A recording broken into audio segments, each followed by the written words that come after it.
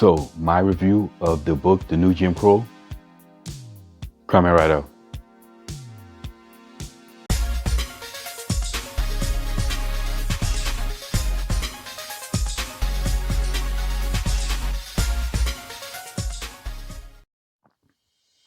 What's up, y'all? Welcome back to Common Sense Logical Reason. And as always, I want to say thank y'all for joining me today. So, I want to talk about a book that's entitled The New Jim Crow, Mass Incarceration in the Age of Colorblindness.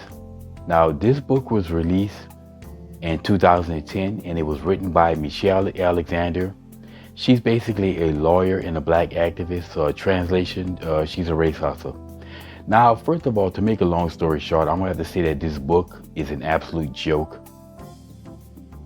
It's an absolute joke. And I also want to admit that I read about half the book, but I read more than enough to know that it's ridiculous, it's nonsense. Essentially, this book is just jam-packed with nothing but race hustler rhetoric, end result thinking, historical crime, and fictitious notions. Matter of fact, part of the reason why I came up with the concept of race hustler rhetoric was this book. It basically contains a whole lot of circumstantial data that doesn't prove anything, but she's assumed that the issue exists because of systemic racism. And of course, the issue here is the mass incarceration of black people. But this book is basically, if you wanted to get a crash course in race hustler rhetoric, I would say that this book is for you. You will get all the race hustler rhetoric you want in spades.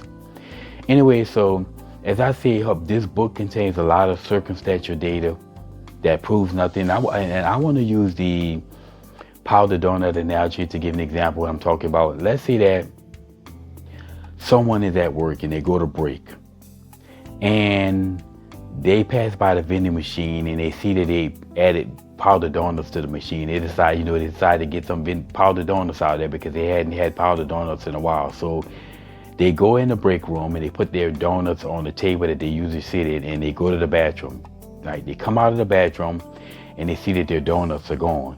And they look around and they see that a person is eating donuts at another table. Now, does that mean that person took their donuts? Well, the obvious answer to that question is no. I mean, that person could have bought their own donuts. Now, could that person have taken their donuts? Yeah. But just because their person is sitting at a table eating powder donuts does not mean, it's not evidence that they've taken their donuts. Again, like I said, they could have bought their own donuts, all right? They could have bought donuts from home, and that could be a completely different brand. It could be basically covered donuts, what's the coated donuts, and not even powder donuts. So you cannot say that that person is guilty of taking the donuts just off of that circumstantial data. You must have more evidence. And that's pretty much what she does in the book.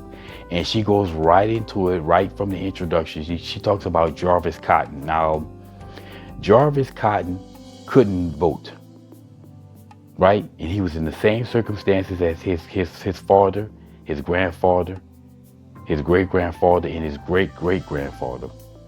Now, his great-great-grandfather couldn't vote because he was a slave.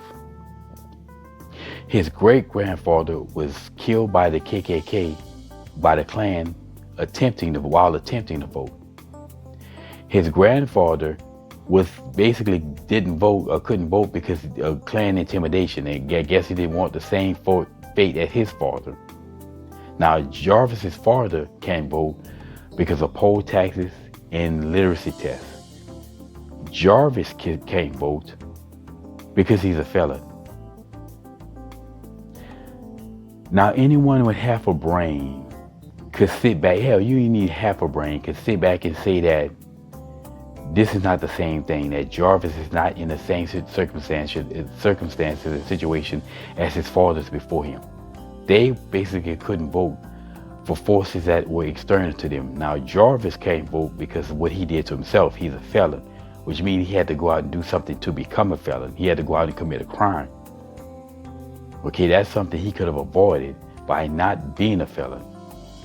Okay, it's not like Jarvis was born a felon. Like if when he was born, he got his birth certificate, a social security number, and his felon card, labeling him a felon for life. He was a felon because he went out and did something to cause him to be a felon, that if he wouldn't have did it, he wouldn't be a felon and he can vote. Now, we can make the argument about, well, if a person should lose their right to vote if they're labeled as a felon. We can make that argument, but this is not that's not the argument for today. The fact is Jarvis couldn't vote because of what he did to himself. Okay, and then she talks about, this notion that the CIA shipped drugs to the black community. Well, I haven't seen any evidence that say that the CIA, loaded drugs on the back of trucks, right, and drove in the black community and got out the trucks and ran. Like they unloaded trucks in these drugs in black warehouses in the black communities. The CIA is responsible for allowing drugs into the country. We do admit that. We know there's evidence of that. In which, in a lot of ways, in which they profited financially off of. So yeah, they did allow the drugs into the country. They allowed these guerrilla armies to smuggle the drugs into the country, but they didn't just single out the black community to ship the drugs to. The drugs got to the black community by way of blacks. Black people got the drugs and shipped the drugs into the black community. So, if we want to look at evidence of this, let's look at Breonna Taylor's, right, her ex-boyfriend, who was basically the drug ringleader. He basically, as the evidence showed, that he would bring the drugs into his own community. He would drive from his town in Kentucky to Biloxi, Mississippi, to pick up the drugs from the drug guerrilla armies, right? And then he would buy the drugs from them and then drive the drugs back to his city. So he brought the drugs to the community. The blacks, the ones who were selling the drugs, were bringing the drugs into the black community.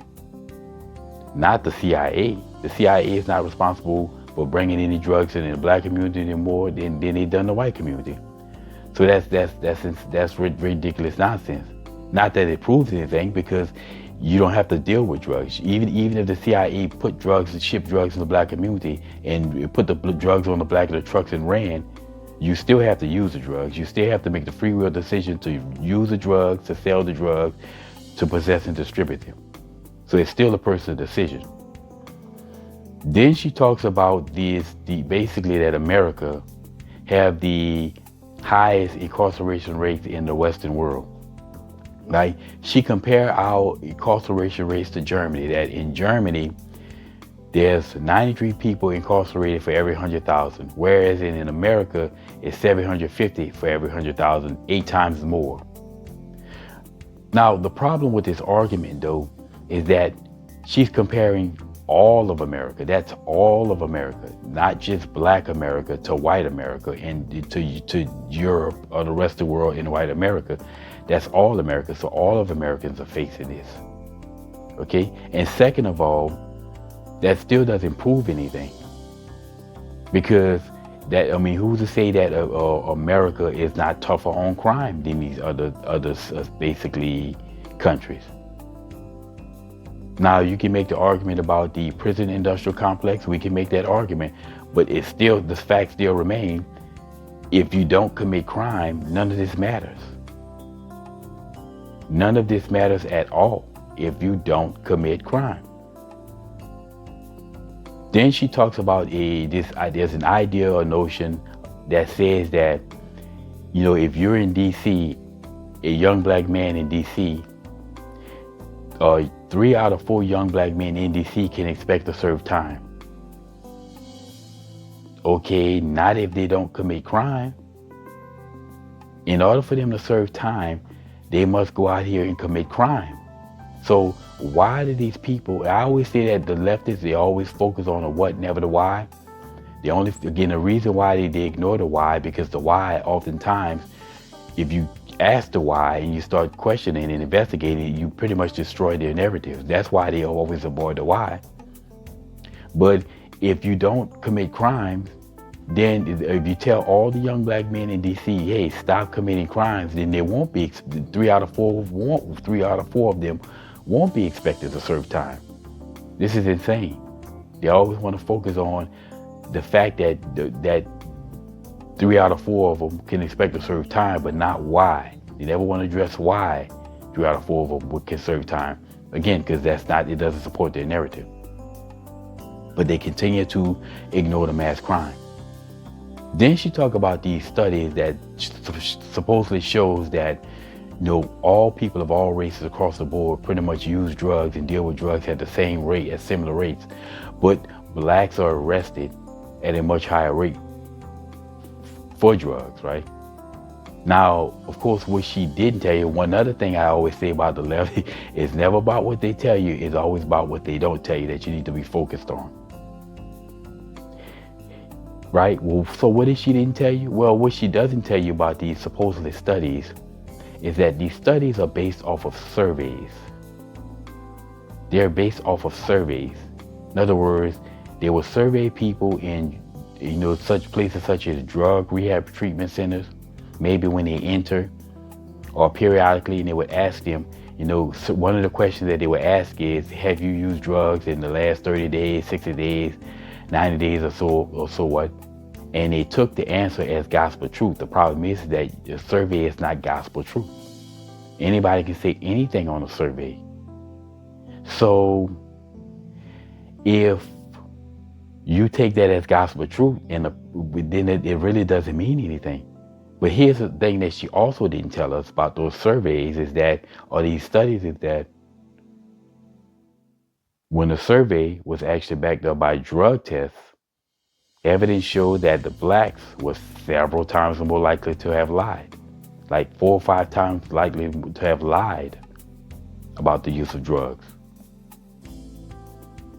So if black people were several times more likely to have lied about the use of drugs, then wouldn't these studies also be wrong? Wouldn't the studies not correlate with the actual what happens, arrest records, the actual arrest records or evidence of records? Of course it wouldn't match if they're lying. But of course, like I say, you would think that a person who's a lawyer would know this, and I'm pretty sure she knows this, but she's willing to lie to push the narrative. I always say about the left, they will lie their asses off to push the narrative. I find it hard to believe that Michelle Alexander did not know this, because I looked it up and I did the research on this and I found it out myself. So she knows this and she's lying. And then she goes on to say that basically the prison institutions create crime rather than prevent crime. Now, how does she come to that conclusion? They never really said that. But I say once again, in order to go to prison in the first place, you have to commit crime to go there in the first place. So how about not commit crime in the first place, and you won't go there in the first place? But how is it the institutions that's actually causing the crime? The institution that causes crime. So you're telling me it's the institution, but not the bad mentality. It's not the bad parenting that causes the bad mentalities that leads to the crime that causes people to be incarcerated. Right? We have evidence and data to prove to us that there's a correlation between single-parent households with our fathers and incarceration rates. Like 80 to 90% of all the prison inmates grew up in single-parent households with our fathers. This is the same thing as that school to prison pipeline nonsense, in which these race hustlers wish to blame the high incarceration rates of blacks on the schools, because they said the schools the bad schools aren't educating the children. So therefore, the schools are responsible for children going into prison, not the single-parent households lacking fathers. There's absolutely zero evidence to show that schools cause people to go to jail. But there's plenty of evidence to show that the lack of fathers do. And that's the problem. There's no real evidence to show that prison institution creates crime. That's insane. They just don't want to accept any accountability, and they want to constantly keep blaming white supremacy and racism. Then she makes this ridiculous claim that the Electoral College has the interests of slaves, the slave owners and the slave masters.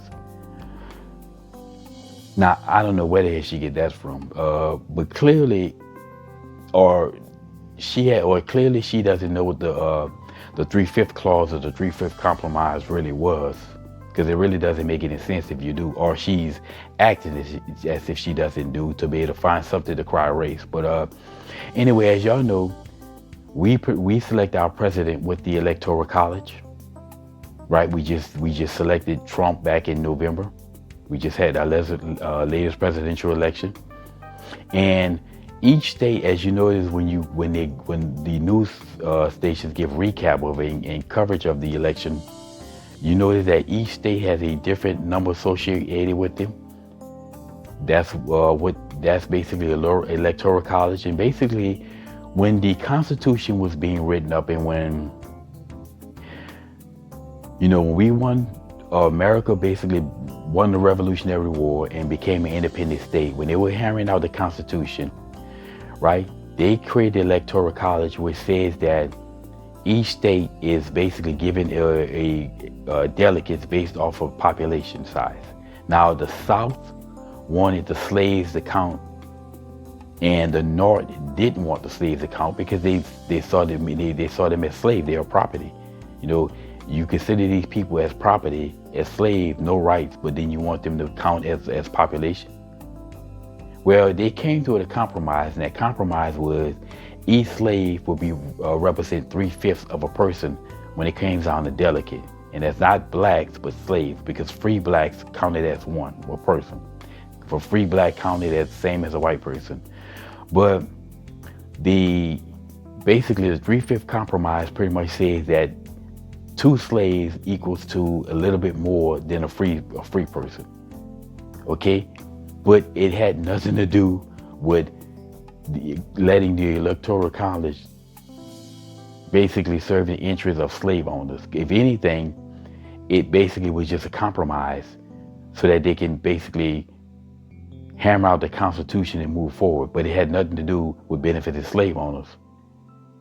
That's basically asinine. The fact that she would say something like that, you're just scratching your head on that. It's almost like I said, she doesn't know what the 3/5 clause was or the 3/5 compromise was to make a statement like that. It had nothing to do with benefit of the slave owners. What it did was just limit the power of the South by not letting slaves count as a full person. It was just a compromise so they can move forward, going forward into the future. Now, this is basically the level, like I said, these 7 examples, each one of them literally proves absolutely nothing. And this is the stuff that's in this book. This book is full of this, well, at least up to half the book that I read, a portion that I read. So, like I said, it's just, the book proves nothing. And it's sad that you have to, resort to such ridiculous nonsense to try to be able to be a race hustler and cry racism.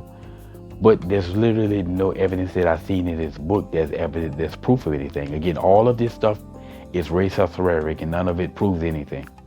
Now, there's another section in the book where she goes on this, it's largely being done today rant, right? Where she talk about how something was done, in the past, and it's largely being done, or that the impact of it is largely being seen today. The white man did something, passed a law in 1875, and it's largely being done today. They did something in the early 1900s. It's largely being done today. They did something in the 1700s. It's largely being done today. In other words, it's impacting black people, or we see the residual effect of it today. Now, she never gives any real evidence of this, that is largely being done today. She just says that. It's the same thing with the legacy of slavery nonsense of black people crying about how slavery still impacts black people today. They don't give any behavior, any trait of behavior, any evidence whatsoever that slavery is still impacted us, other than the fact that black folks are here in America. They just say that because it sounds good. So that's absolutely ridiculous nonsense. Now, in the closing of this review, I want to talk about a claim that she made in the introduction. she made this claim in the introduction that, when people always talk about, cry about the mass incarceration of black people, and people with common sense will say, well, maybe the reason why the blacks are being incarcerated in mass is because blacks commit crime in mass. I mean, black people commit crime at a rate that's far excessive than anybody else. Now, she claimed in the introduction that she had the evidence to show that the massive crime committed by black people has nothing to do with the mass incarceration. So basically, her evidence of this is the war on drugs and heavy policing that's a result of the war on drugs. It's the reason why the mass crime committed by black people has nothing to do with the mass incarceration rates of blacks. Now, why this doesn't make any sense and her argument is very much flawed is because she claimed that, that the nonviolent drug crimes is basically have becoming more and more increasingly responsible for the people who are being incarcerated. So a higher and higher percentage of people behind bars are behind bars because of nonviolent drug charges. The problem is that drugs is still a crime. It's still a crime. You don't have to, it doesn't have to be a violent crime before it be considered a crime. It's still a crime. That's the problem with her argument. That argument is ridiculous. Because it's basically a failed argument on that basis. Because it's still a crime. It's still a drug to use, to possess, to distribute, to sell drugs. Now, also she makes a claim that so many people behind bars are innocent, and that's why. Now she talks about, a woman by the name of Emma Fry Stewart. Now, Emma Fry Stewart was from basically a place called Hearn, Texas. I mean, I guess that's how you pronounce it. But she was arrested because of a drug sweep in her city. And she was basically given 10 years probation and fines. Now, initially, the police were trying to get her to take a plea bargain, which basically speaks volumes of where she lived. The fact that she was given a plea bargain initially lets you know that she's probably living in one of those high crime, high impoverished areas in which the public defenders, people are more relying on public defenders because they can't afford lawyers. And the public defenders have so many cases that they tend to push for people to take plea bargains. She refused to take a plea bargain for something that she didn't do. However, after being in jail a week and not having anyone to watch her children, she decided to go ahead and take the plea bargain so she can get out, which she did. Unfortunately for her, if you take the plea, you're basically admitting to committing a crime, and thus you're labeled as a felon, and being labeled as a felon means you can't get public assistance. So she was kicked out of a housing unit, public housing unit. Well, again, perfect example of indicator of the area that she lived in. She couldn't get public assistance, and she lost her unit because of being labeled a felon. Now, of course, a month later, all the charges were dropped because basically the drug sweep was enacted because of an informant, basically a lie by an informant. So she's still labeled as a felon, and she's homeless because she couldn't get a unit because she's labeled as a felon, though, because the charge was still on her name. Okay, you can make the argument that the charges should be dropped. Okay, we can make that argument. Now, she talks about also a guy by the name of Clifford Ronalds. I believe it's Clifford Ronalds or Ronalds. And he also was caught up in that drug sweep. He was from Hearn, Texas. He was basically returning home to attend a funeral of his 18-month-old daughter who had passed. And he was arrested, and as a result of this, missed his daughter's funeral. And also, he was, like I said, he was arrested in jail for a month, but when the charges dropped, he was let go, and all charges was dropped against everybody who was caught up in that drug sting, the drug sweep. But unfortunately, as a result of being locked up behind bars for a month, he basically lost his job. Right? He also lost his apartment. Obviously, he couldn't, you can't pay your rent if you're behind bars. He lost his apartment and all his furniture, and his car was repossessed because he didn't make the payment. Again, for being behind bars. Again, a horrible situation. He was a man who was framed innocent. He was innocent of that crime and wasn't able to go to his daughter's funeral, and so on and so forth. And the same way with Emma. The problem with those is that even though they were innocent, I always say that